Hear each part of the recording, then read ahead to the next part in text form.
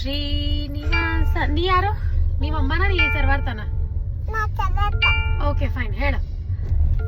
1 2 3 start. Okay, ನಿಮ್ಮಮ್ಮ ನಾ ಸರ್ವಾರ್ಥ.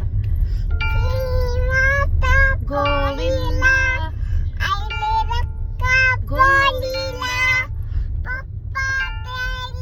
ಗೋವಿಂದ ಶ್ರೀ ವೆಂಕಟೇಶ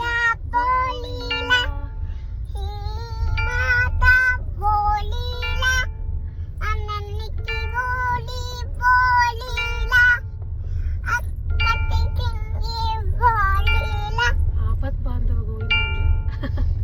ಅನಾಥ ರಕ್ಷಕ